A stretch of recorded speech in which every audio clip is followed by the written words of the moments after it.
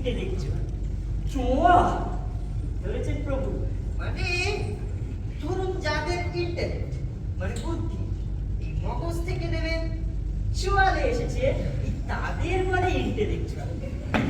বাবা, ওই ওই সে ওই বুদ্ধি কিনা চোয়ালে কি করে এলো? বুদ্ধি তো আমি মানুষের মগজেই দিয়েছিলাম। ঠিক ধরেছেন প্রভু, বুদ্ধি আপনি মগজে দিয়েছেন, কিছু কিছু ব্যক্তি ওই বুদ্ধি মগজ থেকে চোয়ালে নিয়েছে। আছো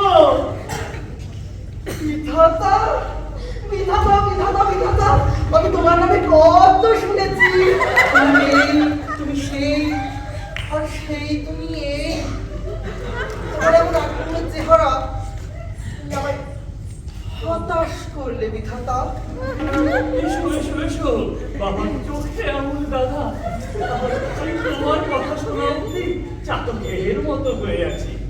বাবা, স্বপ্নে যাবে না? স্বর্গ? আমি শুনেছি তোমাদের স্বর্গটা জায়গাটা নাকি খুব সুন্দর, ভাবছি সেখানেই থেকে যাবো। ভেবে রেখেছো? বাবা বাবা বাবা, চোখে আঙুল এমন অদ্ভুত টাইটেলটা বাগালে কি করে? কোন মহাকর্মে ধরা ধামে এমন খেসাবে চটে গো? কর্ম? বিধাতা, আমি আমার কোনো কর্মই নেই, আমার কর্মটা একটাই, দাদার মতো লোকের চোখে আঙুল দিয়ে ওদের ভুল দেখিয়ে দেওয়া। ওপি ওপি, এ যে বসে সমস্ত করতো অজগতের লোক আমার কাছে কত না কর্মের কথা শোনায়। অফিস কাচারি এখানে ননসেন্স, কি করে নির্বিকারে একটা মাটি কাটা হচ্ছে। আমার চিন্তা করে সেখানে মাটি কাটাই বন্ধ হয়ে গেল। জল ছড়ানোর জন্য কাটছিল মাটি, দিল কাজ বন্ধ করে আবার জল বাঁধিয়ে। তোমার কি মনে হয় ননসেন্স চিত্রগুপ্ত?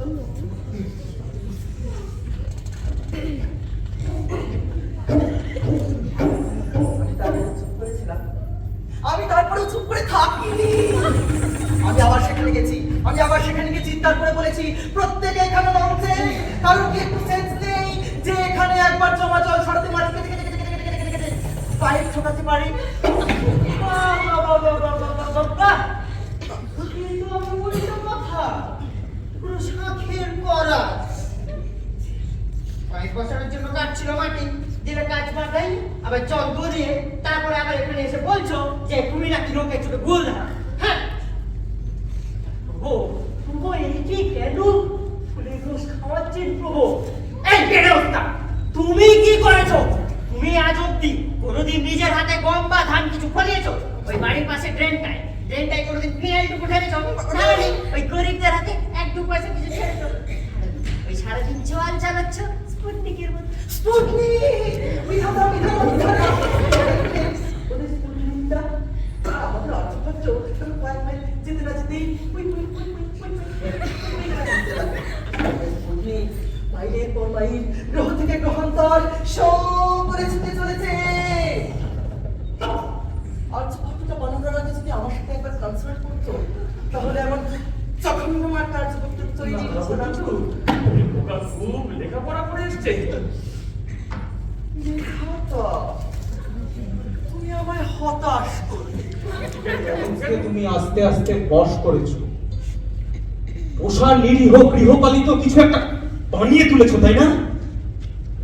আমার উপর রাগ করে তুমি নিজেকে নিয়ে অতটা রুক্ষ ঠাট্টা নাই বা করলে লরেন্স। তবে আমার সন্দেহ হওয়া উচিত ছিল।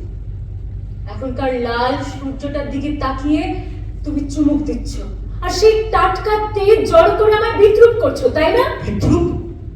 কতটুকু বোঝো? রক্তের অভিসন্ধি কতটুকু টের পাও?